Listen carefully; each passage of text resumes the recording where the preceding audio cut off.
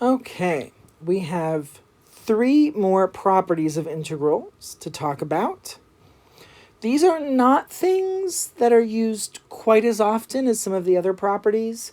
Those other properties, especially the ones where we looked at the example with integrating a polynomial, where we split up the terms and pull out the coefficients, those we use without thinking over and over and over again. These are just other properties that we want to look at just so we can think about integrals in different ways. So let's look at these one at a time. The first one says that if a function is greater than or equal to 0 for all x in between a and b, then the integral from a to b of that function, f of x dx, has to be greater than or equal to 0. Now that hopefully should make sense. If our function is always greater than or equal to 0, the function never dips below the x-axis. And so when we're taking the integral, remember that the integral is the area underneath that curve. And specifically, we know that b is greater than a. So we're looking at our limits of integration where the lower limit is the left one and the upper limit is the right one on the x-axis. So we're integrating kind of in the positive direction. We know that if our function never dips below the x-axis, the integral has to be greater than or equal to 0. The integral can't be less than 0 because that would mean the area had to be negative. But if our graph never dips below the x-axis, it is not possible for that to happen. So this first property is true because a function that's always above the x-axis or touching the x-axis cannot have negative area. It cannot have a negative integral. So the integral has to be greater than or equal to 0. That is the first property. Not even going to draw a picture for that because I think, hopefully, that makes sense. The second one is a little bit more complicated, so we will draw a picture for this. This one says that we've got a function f of x that always is greater than or equal to g of x on this interval. So if we want to look at the interval from a to b, let's look at some example functions. So f of x is always greater than or equal to g of x. So let's let this be our f of x. And we know that it's always greater than or equal to g of x. So g of x is always going to be less than or equal to f of x. We can have it be equal to in a couple of places. I meant for it to be equal there. It's still a little bit less, but whatever. And what this property says is that if f of x is greater than or equal to g of x on our interval, then if we integrate these functions, the integral of f of x dx must be greater than or equal to the integral of g of x dx. And I think that should make sense. I know that each situation is going to have a slightly different drawing. But if we look at the integral of g of x dx, that is going to be the area of the region under that graph,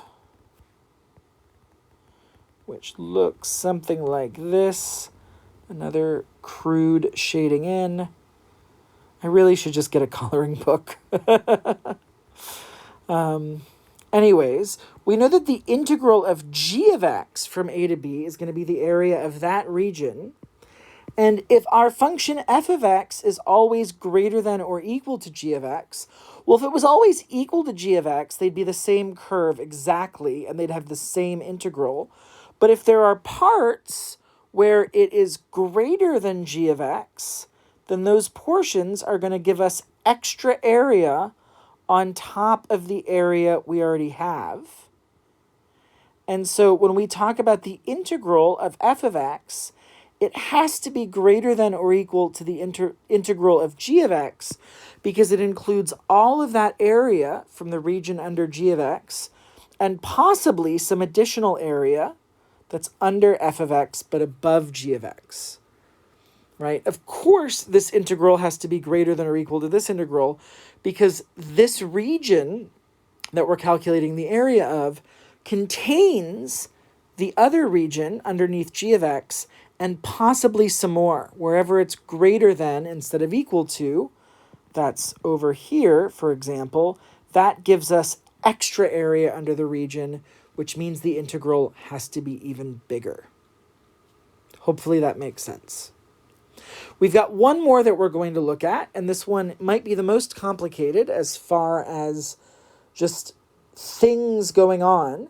In this case, we say if f of x is between lowercase m and capital M on the interval from a to b, then the integral of f of x from a to b is going to be between little m times a minus b and big M times a minus b. Now, let's take a look. We'll do a graph of this. So here is an example graph on the xy plane. We've got our f of x in between a and b. And what it says here is if f of x is between lowercase m and capital M, so in this case, this is going to be our lowercase m, our minimum, and this is going to be our capital M, our maximum. That's why they're both m's, minimum and maximum. Then what this says is the integral has to be between these two quantities. It's got to be greater than little m times a minus b and less than big M times a minus b. Now, little m times a minus b might be something that you recognize. That is the area of the rectangle whose base is b minus a and whose height is m. And so that is this region. And of course, the integral has to be larger than that because the function is greater than or equal to m everywhere. So it includes all of that area as well as this extra area. So it makes sense that this integral has to be bigger than or equal to m times a minus b, because m times a minus b is this area, and we know that the region is bigger than that area. And then the other inequality, the integral has to be less than or equal to capital M times a minus b, and that's because capital M times a minus b is the area of this bigger rectangle, and since f of x is always less than or equal to capital M, that means that our graph is always below this horizontal line or equal to it, and so it can't include more area than is in this rectangle. So that means that this area is a ceiling on what the integral could be. That integral is bounded below by the area of the smaller rectangle and bounded above by the area of the larger rectangle, and that's because the function is trapped in between those two horizontal lines. Hopefully that makes sense. This is not a property that we end up using super often, but it can sometimes be used to check and see if perhaps we've made a mistake when calculating an integral.